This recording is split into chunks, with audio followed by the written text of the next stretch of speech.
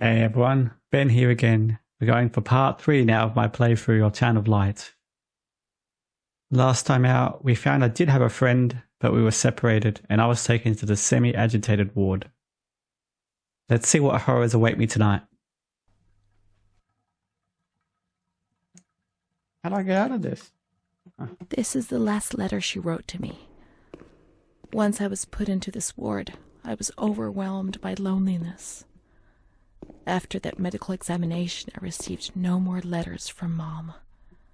Why is that man here? Why doesn't she come to see me? Did I make a mistake? It didn't seem like she wanted to abandon me. What did I do wrong? I'd like to be able to reply to her again now, to change things.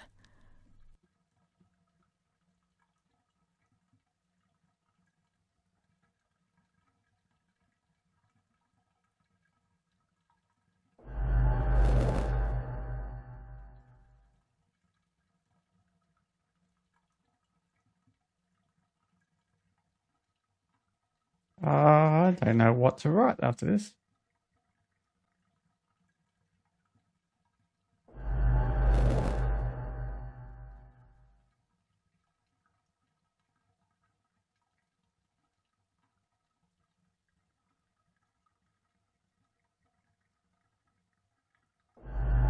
Perhaps she would have listened to me.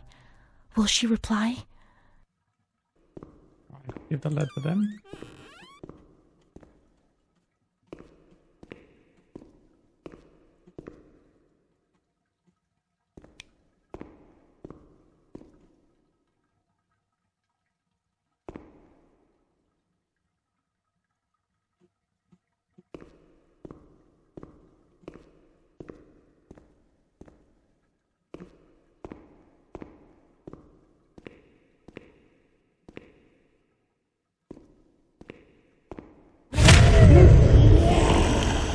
Oh, nice one. Where's the fucking post office? I want to post my letter. Now these are all open again.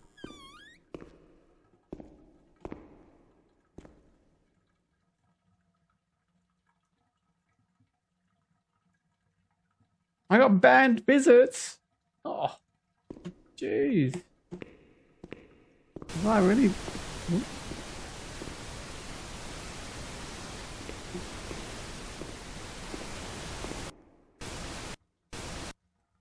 Okay. Apparently I was very naughty and got all visits banned. Open it properly.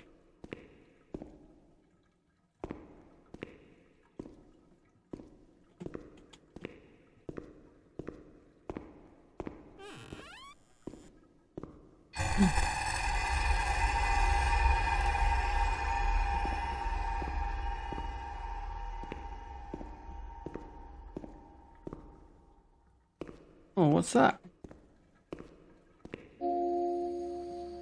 Another one. Alright, where's the post office? Not radiology. Let's see. I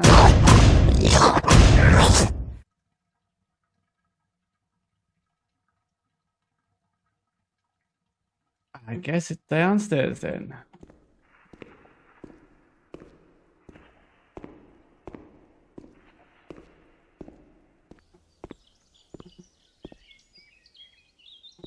The letters were sent to the archive. It was their job to post them. Run away! Run away! Even that scared me. The archive. You're still there? Good. We've already explored down here. You wouldn't think of it because everything's shut again, but.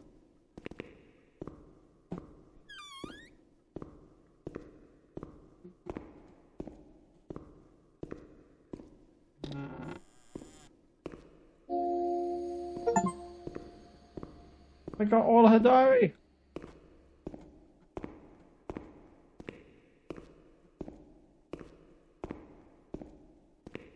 Does that mean I haven't? That means I haven't come in here. Well, shit. I was wrong. I shared so much memories of this place.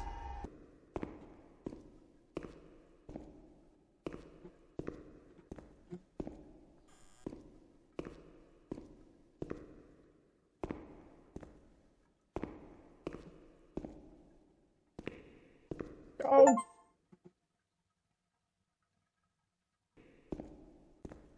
I think your building has been interrupted by outside plants. Yeah, that's definitely the word for it, interrupted.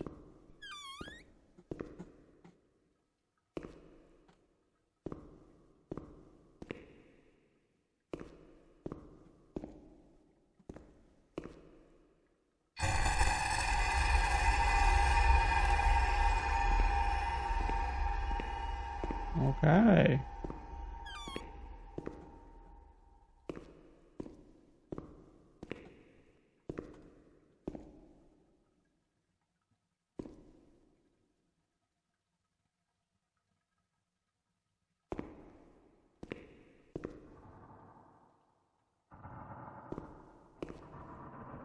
The clock.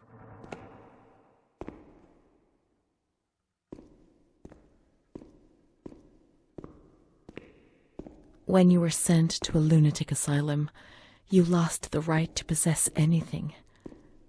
Everything you arrived with was packed up and stored here, even the clothes you were wearing, in case you were released one day, but far too many never left. What? RST?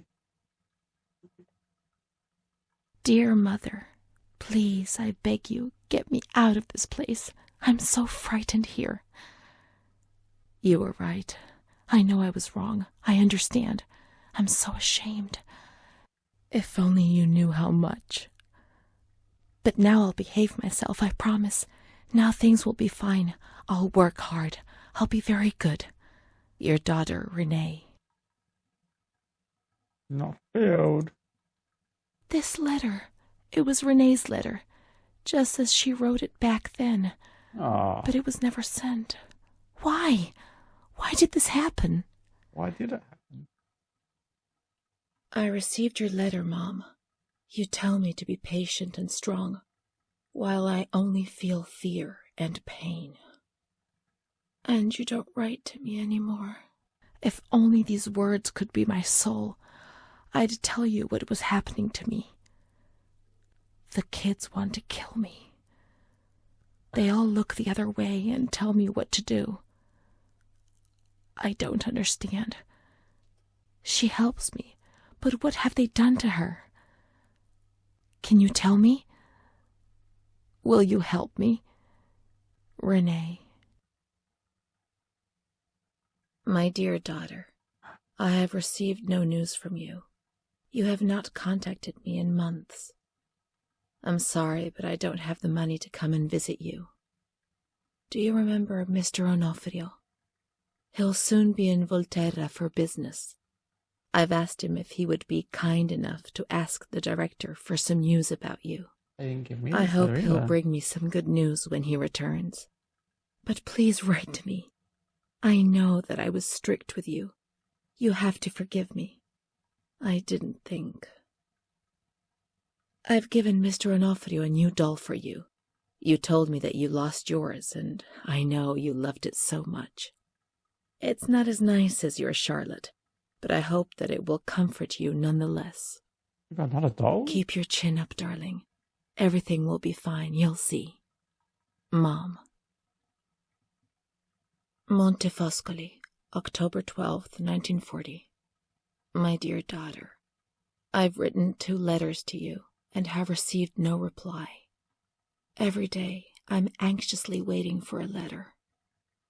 Mr. Onofrio's back. He brought you the doll. Do you like it? He told me he was unable to speak to the director, but managed to see you. I pray for you every day. Even Don Gino said a prayer for you during Sunday Mass. So I got Isn't the doll. that nice? I've made up my mind, Renee. I'm bringing you home. I've already written to the director. I told him that I'll take care of you. I'm not very well at the moment and can't work, but I'll get better soon, you'll see. And as soon as I can make the journey, I'll come and fetch you. I know you're suffering a lot, but please be strong, I beg. Mom will come and fetch us, won't she? Mom is good, but she's not well. That's why that man came. Hey! She also sent us the doll. I could have played with it and talked to it while waiting for her to come, but Renee didn't bring it with her. Perhaps she's been abducted like all the others and is locked up here somewhere. I'm gonna find it. Wait. What?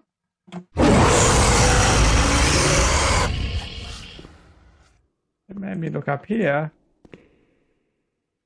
Aha. Because it wants me to do this.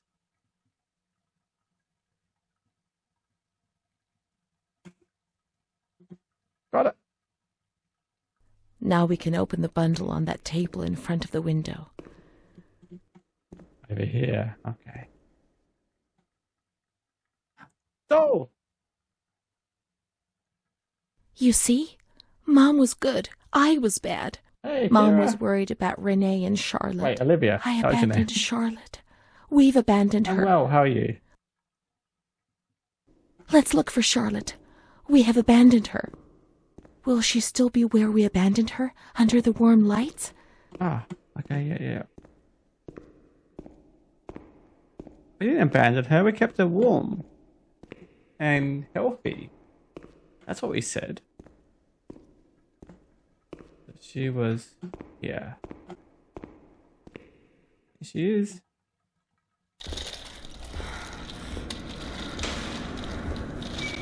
Oh, it's me.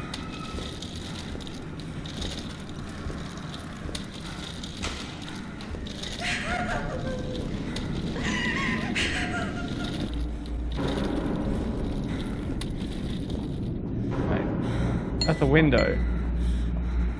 No! Oh, that's that man. I didn't do anything. I just obeyed orders. I only obeyed orders. Charlotte's gone away.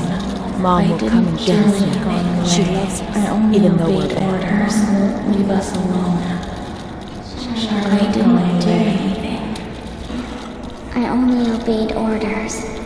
Who's that?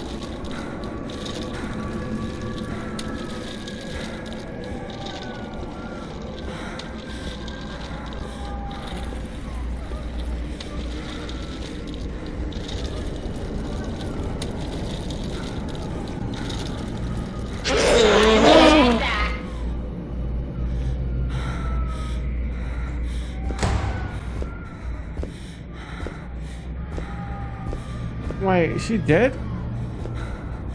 Oh no.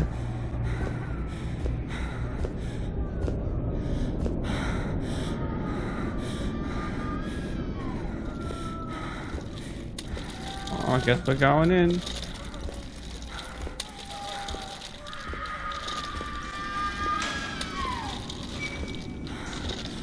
Oh wait, am I still pregnant?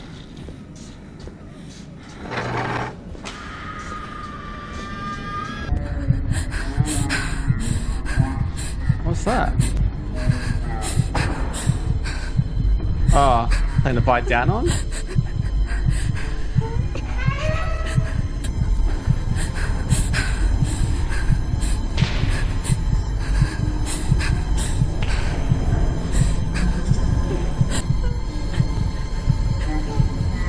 Oh, they're gonna electric shock me, are they?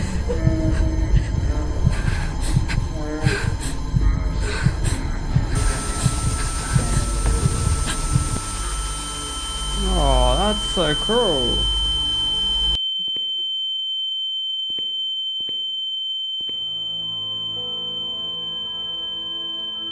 September 7th, 1938. The medical patient record. frequently indulges in recriminations expressed in an explosive tone of voice. This morning she threw away the milk, saying it was full of urine, spittle, and all kinds of other filth. Crazed, she hears voices that order her to do things, She says she heard children singing and that they were locked up in a school. January 20th, 1939. Introverted, dazed, cannot focus on anything. When questioned and stimulated, she starts crying and weeping. At other times, she laughs. June 1st. Apathetic. Eats very little. She refuses to be touched. Does not respond. Spends her time in the grounds. The cooks report that she sits on a bench in front of the kitchens. October 14th. Return of impulsive behavior. This morning she asked for 2 eggs to make zabayoni, but when she got them, she threw them up in the air. Excited, clamorous, slightly confused. Takes her clothes off. I'm just trying to juggle. December 8th. Tied to bed for 15 days. What? High-spirited. Tends to make witty comments and use vulgar words. Laughs hysterically and pleasures herself. The nurses report that about 2 weeks ago she remained in the showers on her own and didn't want to leave. They said that when they took her away, she swore at them and then lashed out and bit them. 2 nurses had to be treated for their injuries. Oh, that's when I thought it was with the other person. They've kept her tied to the bed since then. Transferred to the slightly agitated ward, from the care of Dr. B to the care of Dr. C. I was with Amara in the showers. My memories are terrifying. They're not real, are they? Jeez, I don't know which one to pick.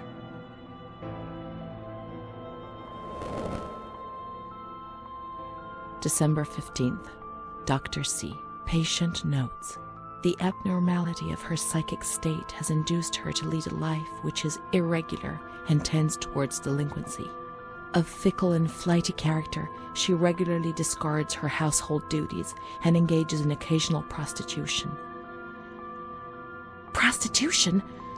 No one would have ever believed a lunatic, let alone a lunatic who lives in the worst sort of sin.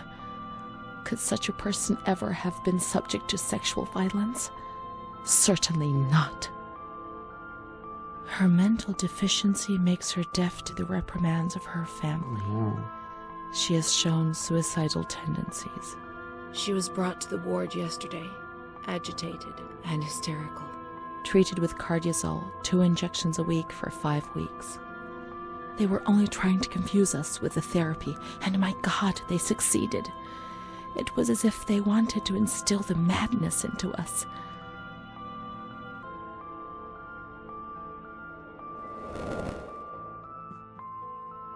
June 2nd. After a long period of calm and improvement, the patient is very agitated today and vehemently refuses to submit to a gynecological examination. She swears and curses those helping her, flailing her arms and hitting them. According to reports by Dr. B, the patient has been subjected to periodic checkups since she had a spontaneous abortion about 2 years ago in her 3rd month of pregnancy. Conception occurred after she had sexual intercourse with a stranger who sneaked into the hospital grounds. Oh, what? Details are contained in the charges filed at police headquarters in Volterra, a copy of which is attached to these clinical notes. ES therapy. Oh, that's the electric shock stuff. That's how the reality is concealed. It has all been planned very carefully. I do not. Let's go along with it. June 13th. The nurses report that she descended into a state of great mental confusion after receiving her mother's letter. She threw her soup over another inmate because she was very anxious, and then punched a nurse. No. Impulsive, flails about her. She rails against the doctor in vulgar terms while he is examining her, lashes out and spits. Block all correspondence to give the patient no further reason to become agitated. Oh, I was waiting in my letters. August 20th. Tied to bed. The nurses report that the patient is extremely agitated after the visit of a relative or family friend. 2 days later, she is still shouting all the time that he commands her, that she must obey and harm herself, and that she is not Charlotte. All visits forbidden, constrained to bed and intensification of ES therapy until we achieve results. No contact with the outside. That way nobody knew what was happening within these walls.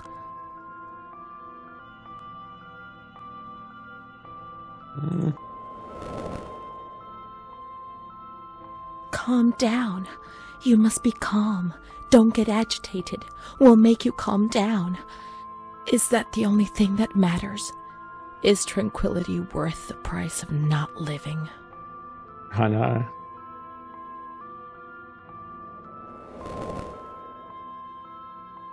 March 3rd. Alert, correct attitude, replies when questioned. The nurses report that the patient is calm. She washes and looks after herself. She affirms the existence of a certain Amara. She says that Amara is a patient who disappeared when she was moved to this ward. No confirmation. Probably a regressive hallucination. Evaluate transfer. Did I imagine Amara? That's not possible.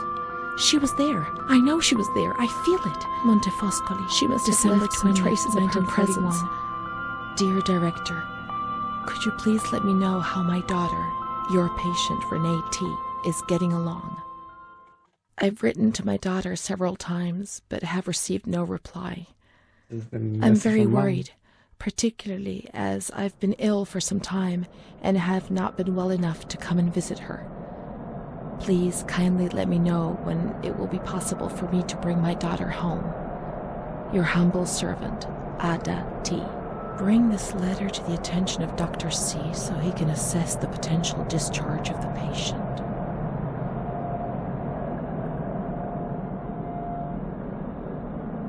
I didn't deliver it. Yeah, I'm really struggling to understand what's real and what's not at this point. How much of this is real and how much of it is in her head and how much of it is them trying to cover up things.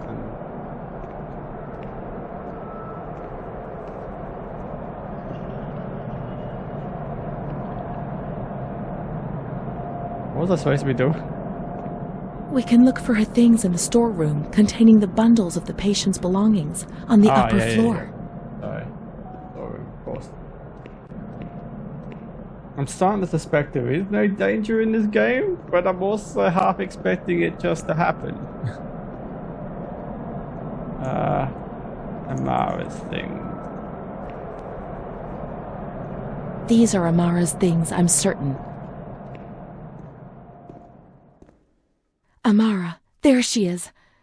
She existed. She really did exist. There she is, my friend. Here we are together. How could I have imagined for a single moment that she never existed? March 12th, 1938. The young girl Renee arrived today. Poor thing, she was terrorized. You see, she remembers the first time we met. I talked to her mother, the dear lady, and she expressed her fears to me, and I promised I'd keep an eye on her daughter. The lady told me her daughter's doll had been taken away, and this worried her, because when she becomes depressed, as she is now, Renee barricades herself in her room and can't communicate. The doll becomes her voice, eyes, and ears. Dr. B said I'll soon get out of here. I'm sorry. I'm so sad to leave Renee. I won't be able to protect her anymore. My poor friend. She was hoping to be able to get out of here, but nobody ever leaves this place. That poor girl is really ill. I am the only one she ever speaks to. I told her I was leaving, and she stared at me, saying that I would never leave. It was quite unnerving, and then she started to cry. I felt like crying too.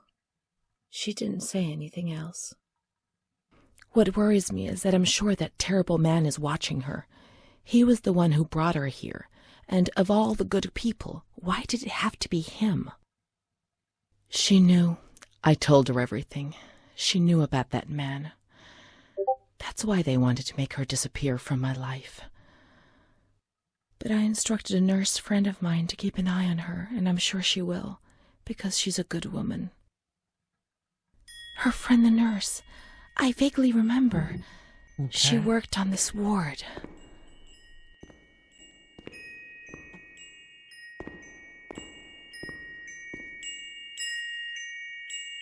She worked mostly in the Marigliano pavilion.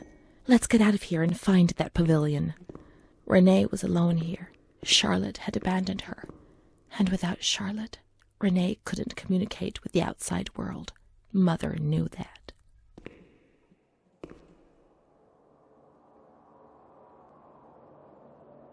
What is that?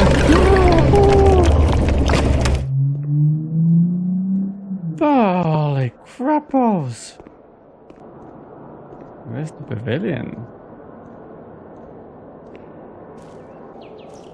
Marigliano was a different pavilion nearby. Let's follow the signs.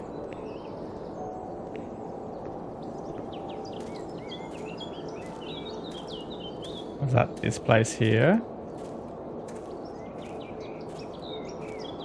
So it seems my letters were never sent. So far, still no danger. I'm not sure where the story is going, but I hope you join me for part 4.